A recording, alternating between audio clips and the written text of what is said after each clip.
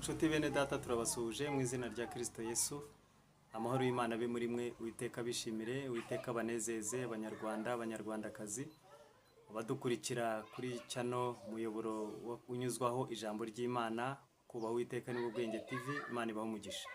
Dusuhuje abari mu Rwanda, dusuhuje abari mu bindi bihugu. Imana ibagirire neza kandi Imana ibagurira imbago. Mu izina rya Kristo Yesu, Imana ibakomereza amaboko, Imana ibakomereza amavi, kandi ukuboko kwiza kw'Imana gukomeze kubane namwe. Turanezerewe ku bwanyu kandi abakanze subscribe, Imana ibaho umugisha mu izina rya Kristo Yesu. Abasangiza abandi ubutumwa bwiza tubagezaho, Imana ibaho umugisha mu izina rya Kristo Yesu. Uwiteka abanezeze kandi Uwiteka abagirire neza. Turanezerewe cyane kubw'uyu mwanya mwiza kandi turishimye. Nkunda kubwira abantu ko mu bintu binezeza cyane ari ukubona aho ngabura ijambo ry'Imana, ni ukubona aho nambutsa ijambo ry'Imana. Iyo mbonye ahantu nambutsa ijambo ry'Imana bingwa neza, kuko niwo muhamagaro wanjye wo gutanga ijambo ry'Imana cyangwa se kubwiriza ijambo ry'Imana.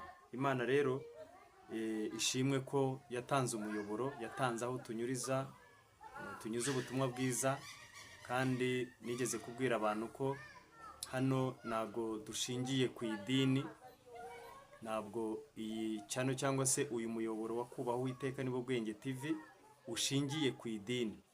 Ntabwo ushingiye ku idini, ahubwo ushingiye ku itorero. Ushingiye ku itorero kandi wubakiye ku ijambo ry'Imana.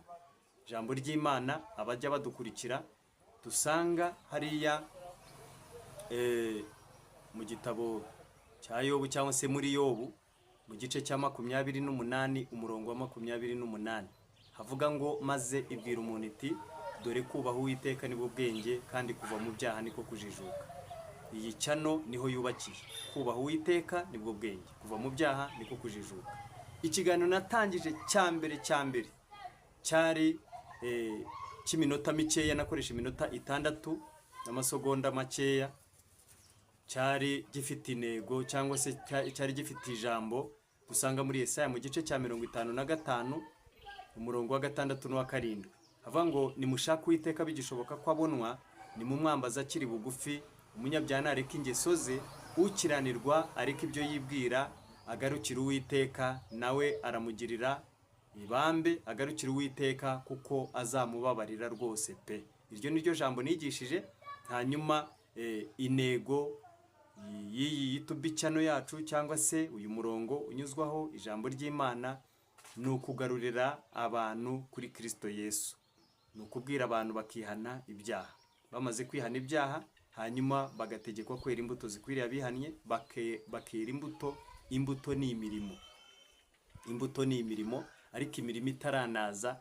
Hanyuma hari uko abakristo bitwara, hari uko abakristo bagenda, hari uko abakristo bambara, hari uko abakristo bavuga, hari uko abakristo biyogoshesha, hari uko abakristo hari ibyo bagomba kunywa, hari kirazira ku bakristo ibyo batagomba kunywa, hari kirazira ku bantu bakiri Kristo. Kristo akaba atuye muri bo, Kristo nk'umwana w'Imana. Uyu mwana w'Imana wamaze kumwakira muri we, yamaze kwakira uwo mwana muri we, arahinduka, hanyuma akabona kujya guhindura abandi.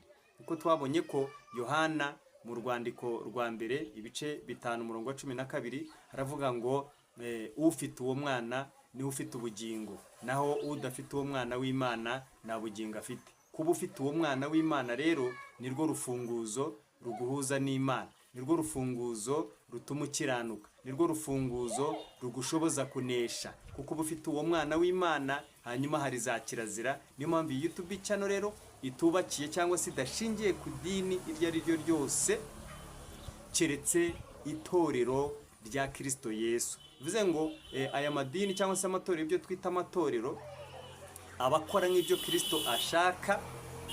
Umuntu wese ukora nk'ibyo Kristo ashaka, ubaye ufite ijambo, ubuhamya wafashisha abandi, ukora nk'ibyo Kristo ashaka, wubahiriza amategeko n'amabwiriza nk'uko Mwuka Wera ayadutegeka mu ijambo ry'Imana, hanyuma rwose mwahawe ikaze kandi muhawe ikaze. Hari ubuhamya, hari n'ubutumwa, hari n'ijambo wafashisha abandi ikaze ryaratanzwe. Imana ibaho umugisha. Amazina ni Rusine Emmanuel nk'uko bisanzwe.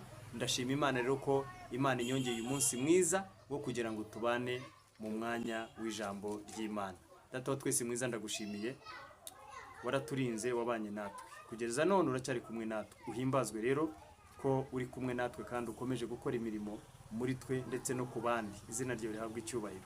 Rero nguhaye ikaze na karibu uyu mwanya, ngwino ubane nanjye ushyigikire abaryumva ijambo ngiye kutambutsa, ubahe kuryumvira mu izina rya Kristo Yesu, amen. Reka dusome iri jambo ry'Imana dusanga hano, ubutumwa bwiza uko bwanditswe na Mariko.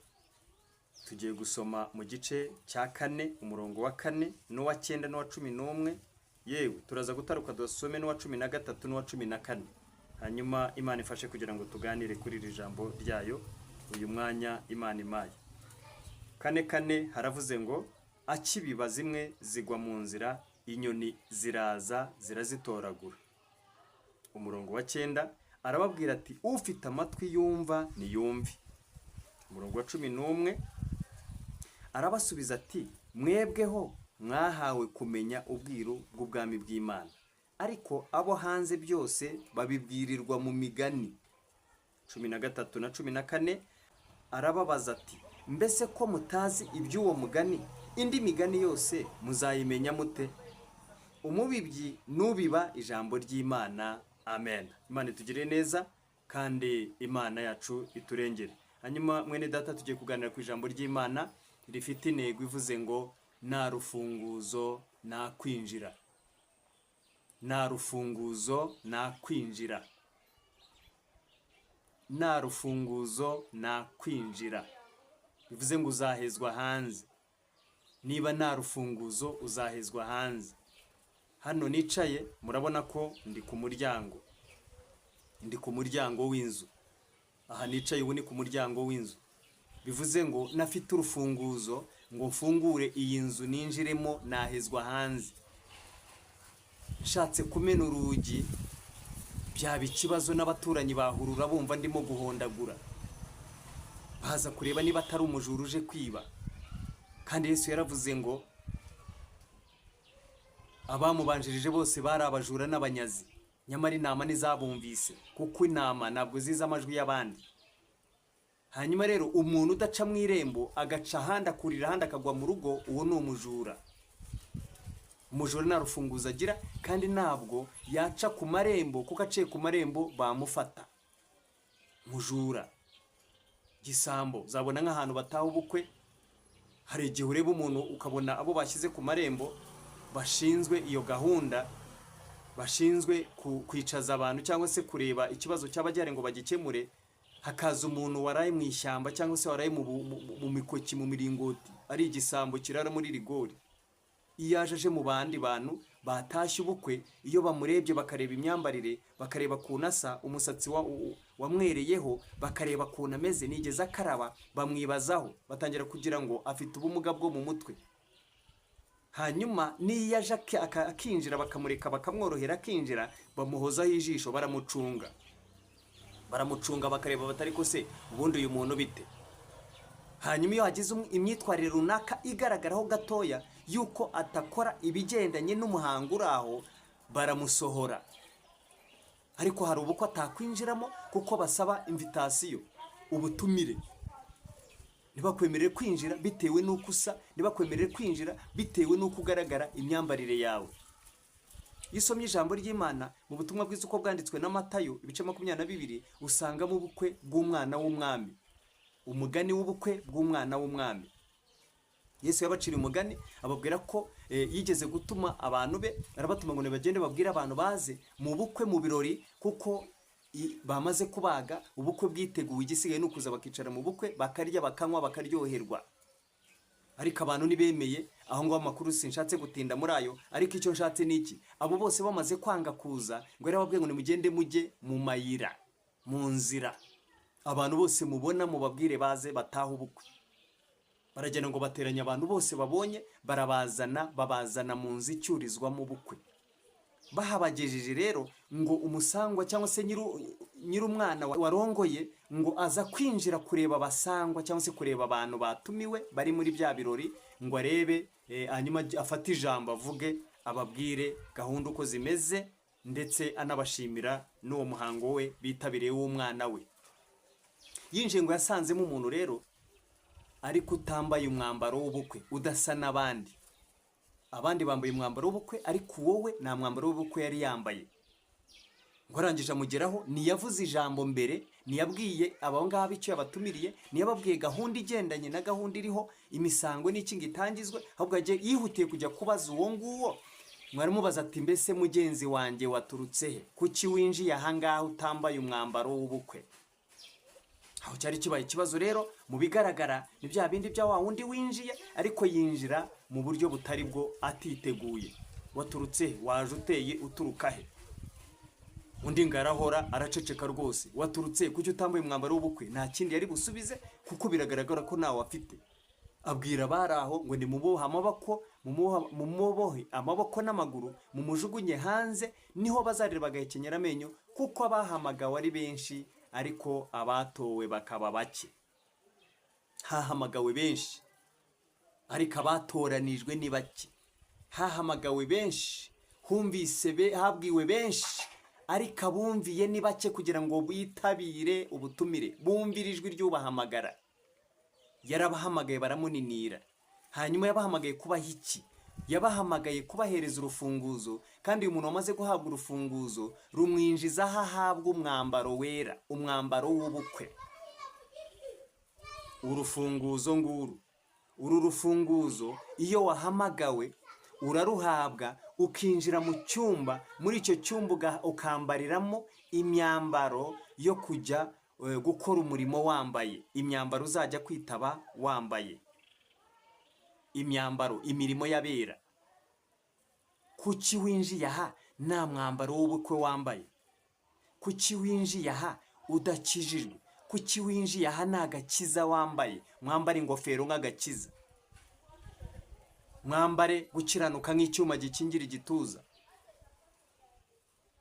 mwambare kwizera nk'ingabo, mwambare umukandara nk'ukuri, mwambare inkweto arizo butumwa bwiza bw'amahoro bubiteguza. Kandi mugomba kuba mufite inkota mu ntoki ariyo jambo ry'Imana. Inkota mu ntoki ariyo jambo ry'Imana. Jambo ry'Imana mugomba kuba murifite mu ntoki ari inkota, ijambo ry'Imana. Wateye uturuka he? Aho wambarira ibyo ngibyo niho waherewe, niho uba winjiye, wahawe urufunguzo rukwinjiza. Urufunguzo rukwinjiza uruhabwa kuko wizeye ko urwo rufunguzo n'uruhabwa uri buhindurirwe ubuzima, uri buhindurirwe icyerekezo. Urufunguzo si kurufata, si ukurutoragura mu muhanda, ahubwo urufata kubwo wizeye icyo urwo rufunguzo rumara, ko hari aho rufungura. Iyo umaze kurwakira urufunguzo uragenda ugafungura ahabugenewe, niho ujya guhererwa ibyo bikoresho, niho uhererwa impano z'umwuka wera.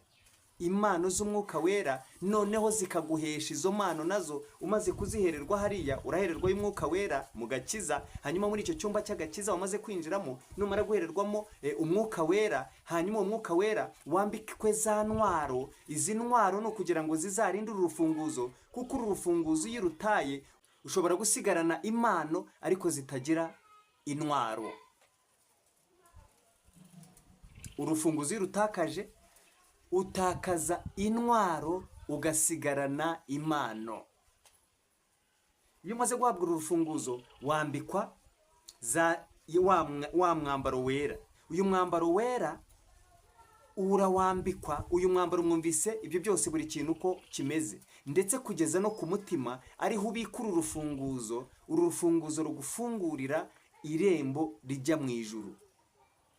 Niko twabibonye mu kiganiro cyo twatambukije ubushize. Uru rufunguzo rero nirwo ubika mu mutima wawe, hanyuma uyu mutima wawe niwo ufunguza irembo rigera mu ijuru, cyangwa se niho irembo rigera mu ijuru rifungirwa. Ni mu mutima, mu kwizera. Urizera uhabwe uru rufunguzo ari rwo gukiranuka kw'Imana, ukwinjize muri wowe. Hanyuma numara kwinjiza muri wowe wambikwa izi ntwaro. Numara kuzambikwa, kuko ugiye gutangira urugendo rushya, hanyuma ugende noneho ujya kwera imbuto, ujya gukora n'imirimo ukoreshwa nuko wamaze guhabwa uru rufunguzo warubitse muri wowe. Ikigufuri cyatuma udakora imirimo myiza yose muri Kristo Yesu cyamaze gucibwa, cyamaze kujugunywa. Aha rero uyu muntu wamaze guhabwa uru rufunguzo akambikwa ya myenda cyangwa se za ntwaro, ariyo yakanzu twumva, niwe nanone uhabwa impano za mpano zose uko tuzizi. Uko ari zingahe? Nanone uko ari 9. Izi mpano uko ari 9 niho wazihabwa. Imana iziguhaye ibishatse zose ikaziguha, cyangwa se ikaguha imwe bitewe n'uko ibishaka. Ariko ntihabanza impano, habanza intwaro. Ntihabanza nanone intwaro, habanza uru rufunguzo. Kandi nabwo ntihabanza urufunguzo, habanza kwizera utanga uru rufunguzo. Ubwo ni ukwizera Kristo Mwami n'Umukiza. Icyakora bamwe bose bakiza izina rye, yabaye ubushobozi, urufunguzo rubahindura abana b'Imana, rubagira abana b'Imana, rubinjiza mu bwami bw'Imana, kandi bakiri mu isi ariko bari mu buryo bw'umwuka, bari mu Mana, mu bwami bwo mu ijuru, mu buryo bw'umwuka kubw'urufunguzo. Kwizera Kristo Yesu ko yapfuye kandi Imana ikamuzura mu bapfuye. Imana ishimwe kandi Imana ihabwa icyubahiro. Hanyuma rero izi mpano Imana ishobora kuziguhereza zose, cyangwa ikaguha 2 cyangwa 3 cyangwa 4 cyangwa 5 cyangwa 9 cyangwa 1. Ariko buri muntu wese agira ikimwerekanaho ko yanyuze muri cya cyumba, yahawe urufunguzo akinjira muri cya cyumba, agahabwa agakiza. Agakiza rero kakaguhesha iki? Umwuka. Uyu mwuka uru rufunguzo, uyu mwuka wamaze kuwuhabwa, nibwo ugira za mpano zerekana ko wahawe uru rufunguzo ruguhesha wa mwuka uguhesha za mpano. Kuva uwo munsi rero ugiye gukora. Ubwo ugiye gukora rero hariya hanze, ugiye gukora hariya hanze, ntabwo tuzareba impano ngo arizo twitaho gusa, sinazo zikenewe cyane. Ikintu gikenewe cyane ni iki? Ni imbuto zigaragaza, zihamya ko impano ufite zahawe uyu muntu kubw'urufunguzo yakiriye, akinjira mu cyumba. Iki cyumba agahererwamo agakiza kamuhesha na za mpano, akagakiza kamuhesha n'ubugingo. Niba rero ufite ziriya mpano gusa, nitubone imbuto, nitubone kwirinda, nitubone ukuri, nitubone urukundo, nitubone ibyishimo, nitubone amahoro, nitubone kugira neza, nitubone kugwa neza. Umvise izi mbuto uko ari 9 nituzibone, cyokora tukaba twabona impano 9 ariko tukabura imbuto 9, uba waramaze gutakaza uru rufunguzo. Uru rufunguzo warutakaje, Satani araza akiba uru rufunguzo aho warutaye, wararwiba, ahora kugenza ngo arwibe. Iyo amaze kurwiba akinga cya cyumba. Iki cyumba yamaze kugikinga, kandi yagikinze iki cyumba, umubano wawe n'uwaguhaye ya myenda, ya kanzu, n'uwaguhaye za mpano, ubumwe bwawe nawe mubugira iyo wagiye muri iki cyumba mu mutima wisuzumye nta kibi cyinjiyemo. Iyo rero yibyira urufunguzo agakubita ikigufuri hariya Satani umubi, iyo akubise iki kigufuri, umubano wawe n'Imana urahagarara. Hanyuma iyo wahagaze usigarana ziriya mpano, hakabura imbuto, kuko ubutware n'ubushobozi bwo kugira ngo ziriya mbuto zigaragare nuko uba ujya muri cya cyumba urufunguzo ukirufite. Iyo watakaje uru rufunguzo rero, habura imbuto, hakaboneka Imana. Niyo mpamvu ugomba gucunga uru rufunguzo kuruta gucunga ziriya mpano ngo arizo wibikaho cyane utagifite uru rufunguzo. Yesu rero yajyaga abigishiriza mu migani. Mu kubigishiriza mu migani aza kubabwira ngo hariho umubibyi wasohoye imbuto. Imbuto arazizana zitera mu murima, cyangwa se aza guhinga umurima arawutunganya, amaze kuwutunganya hanyuma asohora imbuto, araza aza kubiba muri wa murima. Umurima mwumvise ni umutima, niho bipfira kandi niho byakirira, ni mu mutima.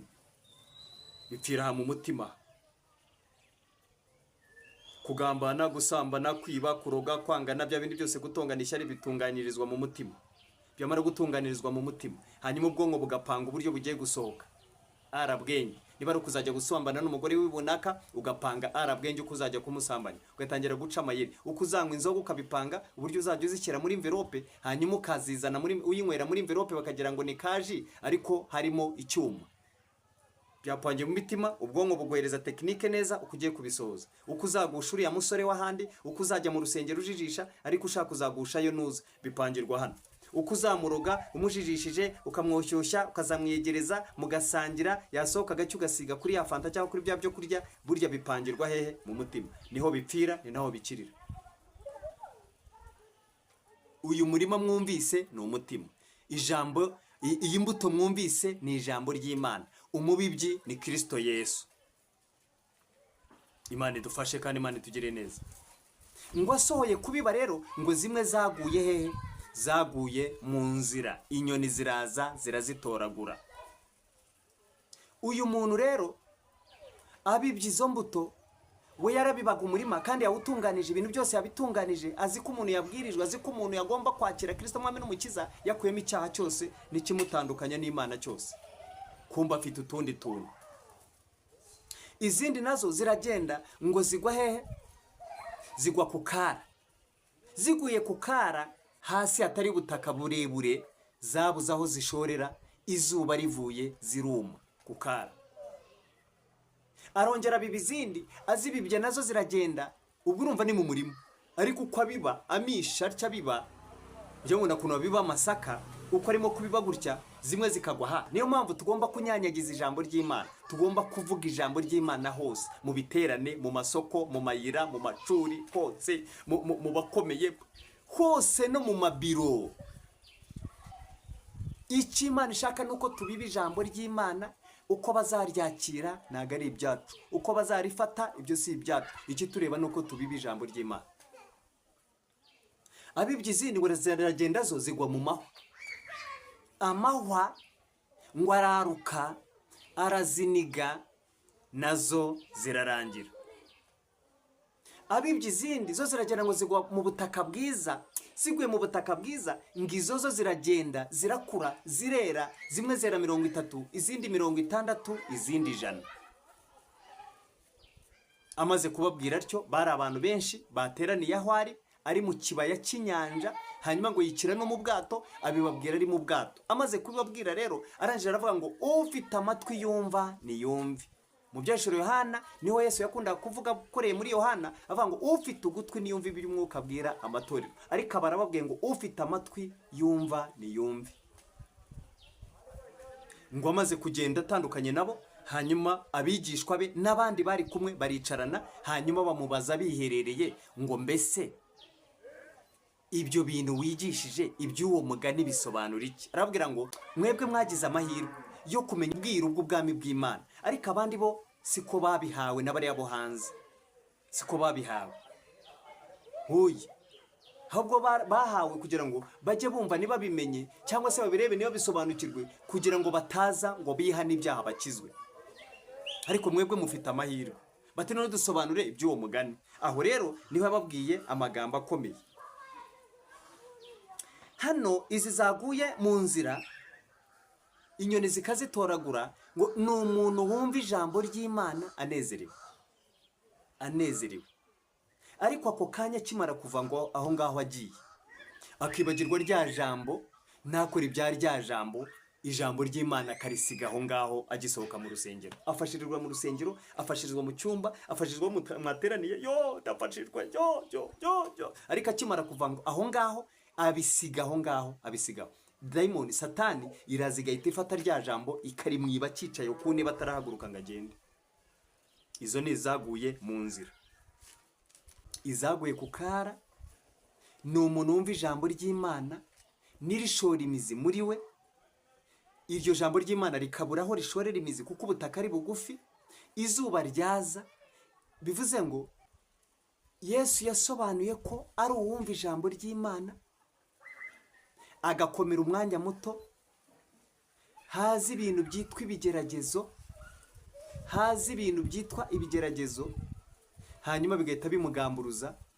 Izi zaguye ku kara nizibona imizi zikuma, akomera akanya gato, ariko mu kandi kanya yabona ibyo yari yizeye bidahise bisohora, ibyo yashakaga bitahise biba, akabaraguye. Mwazongera gura ate Imana imbabarire narongeye, Imana imbabarire, Imana imbabarire. Nabo ngabo ziba zaguye ku kara. Yumva ijambo ry'Imana anezerewe, ariko nirigume muri we, agakomera akanya gato, nta mbuto yera. Hanyuma izaguye mu mahwa ni umuntu wumva ijambo ry'Imana anezerewe, ariko akimara gusohoka ngo hakaza ibihendo by'isi, hakaza amaganya, intambara zikamwisukaho, hanyuma rero n'ibigeragezo bikaze neza bikaniga ijambo ry'Imana, akavuga ati reka nzaba nyizwa n'ejo. Iyo ubuze ubwenge kureka akagenda akajya kwicira inzira, akajya kwikorera ibyo ashaka, ati nzaba nyizwa, zikaba zirarangiye neza, ntihagire urubuto na rumwe rwera, zikaba zirapfuye. Izi zaguye rero mu butaka bwiza zikera imbuto nyinshi, zikera imbuto 30, 60, 100. Uwo ni umuntu wumva ijambo ry'Imana hanyuma agakora ibyaryo, agakora iby'iryo jambo, akumvira iryo jambo, akagenda akera imbuto nyinshi, za ntwara agakomeza akazambara. Hanyuma ikindi akajya agenda akera za mbuto zikwiriye abihannye, noneho agakoreshwa n'Imana, ariko yera n'imbuto zikwiriye abihannye. Niyo mpamvu ijambo ry'Imana hariya mu butumwa bwiza uko bwanditswe na Matayo ibice byaho 3:8, Yohana yaravuze umubatiza, aravuga ngo nuko mwera imbuto zikwiriye abihana. Niba mwamaze kwihana, nuko noneho mwera imbuto zikwiriye iki? Abihana. Hari imbuto zikwiriye iki? Abihana. Hari ibigaragaza abantu bageze gute? Bihana. Hari n'ibigaragaza abantu bataragira gute? Batarihana. Nuko mwera imbuto zikwiriye abihana. Hanyuma rero nta rufunguzo nakwinjira, nta rufunguzo nakwinjira. Uru rufunguzo ni ugukiranuka, uru rufunguzo ni Kristo Yesu, uru rufunguzo niwe jambo ry'Imana. Uru rufunguzo utarufite uzahezwa hanze, niho bazareba bagakenyera amenyo. Mwakire neza ijambo ry'Imana. Mana ndagushimiye, iri ni ijambo ryawe riherekeresha imirimo n'ibitangaza, abantu baryumvise ubahe kumva no kumvira, kandi nibumva bakumvira tuzi ko twese hamwe tuzarya ibyiza byo mu gihugu. Urakoze rero, urufunguzo buri wese utarufite urumuhe, kandi warutaye umushoboze kongera kugira ishyaka ryo kongera kurushaka kugira ngo aruhabwe. Nakugarukira yihaniye akagugarukira, urarumuhereza. Niko wavuze ngo nuko twihana duhindukira ibyaha byacu bihanagurwe, ngo iminsi yo guhemburwa no kwizituruka ku Mwami Imana. Bivuze ngo rero iyo umuntu yamaze kwihana yahindukiye, urufunguzo urarumuha, ruracyahari rwose, urwambura satani, kuko nta butware nta n'ubushobozi afite, ahubwo wowe ufite ubutware ukagira n'ubushobozi, ubihereza n'uwakugarukiye. Kandi noneho kuva uwo munsi akakomeza agatsinda, akagendera mu ntsinzi, kuko watsinze isi, watsinze umwami w'iyi si, watsinze umutegeka w'iyi si, kugira ngo abakwizeye n'abakukire bose bahabwe ubugingo buhoraho. Ndagushimira ko bw'ijambo ryawe, tanga agakiza, ukize indwara, ubari mu majune, abari mu bibazo, bari mu geragezo bitari bimwe, ubacira inzira kugira ngo babone uburyo babasha kwihangana ibyo bahura nabyo, ibyatumye batakaza urufunguzo bikurweho, kandi kuva uyu munsi ubaha imbaraga, bambika intwaro zose z'Imana kugira ngo babashe kugenda no gukora no kuvuga no gushyira mu bikorwa iby'ijambo ryawe, kubwa Kristo Yesu umwami wacu. Amen.